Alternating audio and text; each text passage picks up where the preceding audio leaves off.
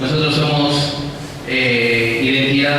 somos el Teatro por Identidad Zona Sur, un brazo artístico, como dijo bien Verónica, de Abuelas de Plaza de Mayo.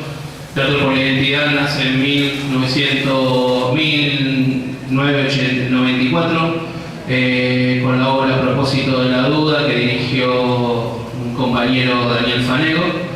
Y a partir de ahí, Teatro por Identidad se empezó a esparcer como una semilla por todo el país, por toda Latinoamérica y por todo el mundo, diría, porque se ha hecho Teatro por Identidad desde Rusia hasta en Japón. Somos un grupo de artistas que trabajamos independientemente y ad honorem, y tratamos siempre de conseguir salas para poder realizar los ciclos de Teatro por Identidad, donde sus dueños, los técnicos, los directores y todos los actores que participan de estos ciclos lo hacen ad honorem, donan su caché solamente por la causa, para que hoy jóvenes entre 28 y 35 años puedan encontrarse con su realidad, como acá Pedro. La verdad que es un orgullo tenerlo acá al lado, con Abuelas. Intentamos ayudar a que esta Argentina se empiece a trabajar unida, empiece a saber de que los crímenes que se hicieron en otras épocas se deben pagar, y que la gente y los jóvenes como Pedro puedan encontrarse con sus verdaderas familias, que puedan conocer su verdadera identidad, porque no hay un crimen peor que una persona que no sabe cuál es su identidad.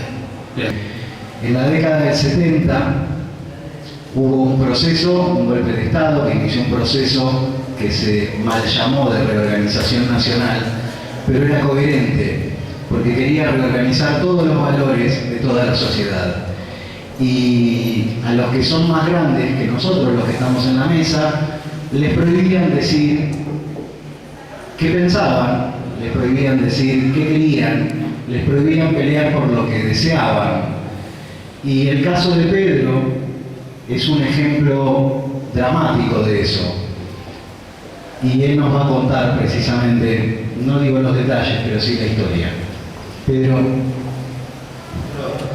Y quiero aclarar algo que capaz que no lo dijo, pero ellos, lo que es Teatro por la Identidad, para nosotros los nietos, para nosotros las abuelas de Plaza de Mayo y todos los organismos de derechos humanos, cuando le dije el otro día me retaron porque le dije el brazo derecho, pero en realidad son nuestro gran brazo izquierdo, son ese motor que nos ayudan a llegar a nosotros en lugares que son impensables. Teatro por la Identidad para nosotros es muy importante, es un gran brazo izquierdo para nosotros, y gracias.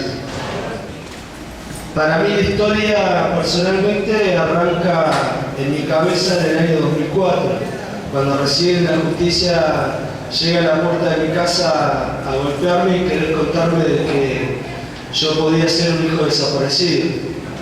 Pero realmente mi historia arranca como una fecha muy importante para mí y también para el peronismo, que fue el 1 de julio, como todos creo yo que todos deben saber, que el 1 de julio del 74 falleció Perón, pero a mí el 1 de julio es aún mucho más importante, porque el 1 de julio del 73, un año antes de que nos deje Perón, falleció el mejor amigo de mi papá, que era Gustavo Regarta.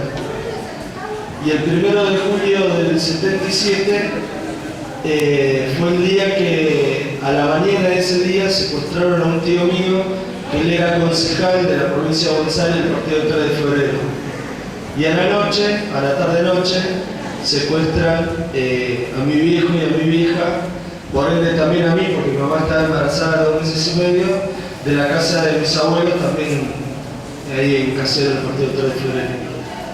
O sea, la historia mía originariamente está clarísimo que arranca ahí, el día del secuestro de mis viejos. Yo por mucho tiempo, imagínense que un 14 de junio del 2006 es cuando, como bien contaba la compañera con el monólogo, me pasó lo mismo. Me llevaron a un juzgado y yo ya sabía que el resultado de ADN había dado el 99.999999 y y fui a conocer a mi familia. Y cuando la conocí fue algo, una situación muy bizarra, no entendí. En realidad, me acuerdo que a mí me habían llamado para ver si quería ir a conocerla y esa fecha la puse yo. Y cuando fui, me pasaron situaciones muy extremas, no entendía qué era lo que me iba a encontrar. Todos sabemos que creemos que es fácil encarar situaciones que uno no conoce, pero creo que entre todos nosotros sabemos que lo más difícil que uno tiene que hacer es dar ese primer paso para conocer lo desconocido. Y el año 2009, cuando se hizo el juicio sobre mi apropiación, ahí pude conocer la realidad de quién era la persona que yo tenía al lado y de la persona que yo quería que era mi viejo. Piensen que para mí era mi viejo, que para mí era un tipo que tenía, como todo hijo tiene un padre, ¿no? Lo tenía allá arriba. Yo me acuerdo que un día me levanto a la mañana, me voy al bar donde iba todos los días, ahí en Tigre, en un Torcuato para ser más específico, y me pongo a leer el diario. Tomo el café y estaba leyendo el diario. Y en ese momento, cuando leo el diario, encuentro, como dice, ¿no?, el gran diario argentino, el Clarín, decían que un artículo, la breve reseña, dice: es comandante de gendarmería detenido por la falsificación, reclutamiento y robo de identidad y IBE. Cuando miro eso digo, ¿de qué se trata esto? Empiezo a leer. Lo que decía abajo era lo mismo que decía el título, pero indicando que la persona que había detenido era el comandante mayor Víctor Enrique Rey. Cuando yo leo eso, imagínense que yo estaba enterándome de lo que estaba pasando y viendo que a mi viejo lo estaban deteniendo, no entendía nada. Entonces llamo a la casa de mis apropiadores, hablo con la mujer y me dice: sí, es verdad, tu papá está detenido, está en Campo de Mayo, en la barra.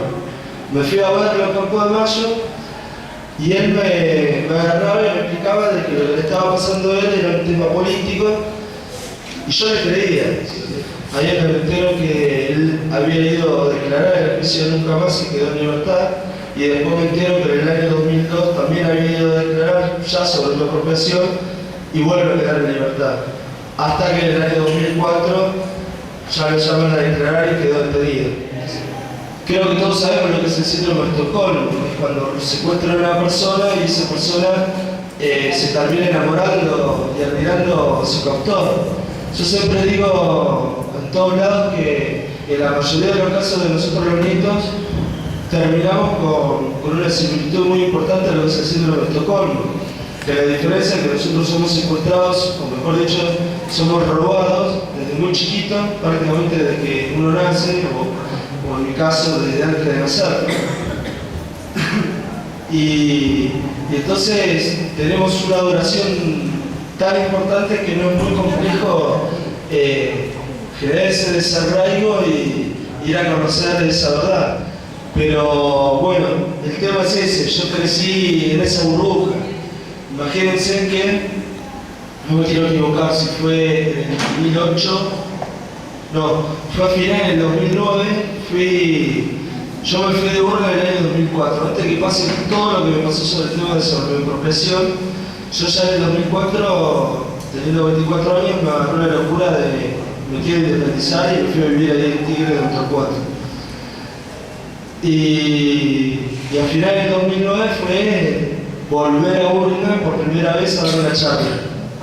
También en la presentación de un libro que se llamaba De vuelta a casa, una gran amiga que se llama Analia Argento.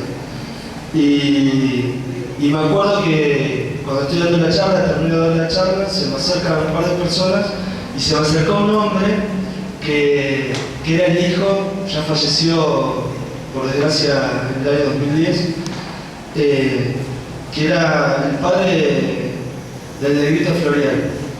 Y se acerca esta mujer y me dice que estaba muy orgullosa ella de ver esta participación mía de dando la charla, porque uno de los hijos que había sido alumno de él hasta el día de la fecha le tenía admiración a mi apropiador. O sea, para mí la verdad que fue muy fuerte escuchar eso y hasta muy doloroso. Y lo del Negrito Florial es el que me termina de volver a abrir los ojos y contarme de que alrededor de 15 cuadras Yo lo tenía de vecino a Videla, que tenía una quinta ahí, que iba todos los fines de semana y los veranos. Yo, sinceramente, hasta que no me lo contó, no lo sabía. Y ahí es donde yo siempre doy ese ejemplo, esos ejemplos fundamentales para demostrar en la burbuja que uno vivía. Porque ustedes imagínense que en 2004, cuando iba pasando todo esto, yo me comiendo información que sinceramente no entendía nada. Para mí, por ejemplo, cuando alguien me hablaba sobre un desaparecido, yo jamás se me hubiera ocurrido en la cabeza que el desaparecido debe ser una persona. Yo me imaginaba que un desaparecido que desapareció algo era un objeto, nunca una persona. Y eso fue lo que a mí me pasó con mi familia. Por eso, hoy por hoy yo estoy, me acuerdo que había dado una nota de ese para qué y fue la primera vez que lo dije, yo estoy muy orgulloso de mi familia, estoy muy orgulloso hoy de mi historia, es una historia que no nos vamos a mentir entre nosotros, genera mucho dolor. Ustedes imagínense que para mí el broche de oro de todo esto hubiera sido que cuando me encontraran poder abrazarme con mis viejos.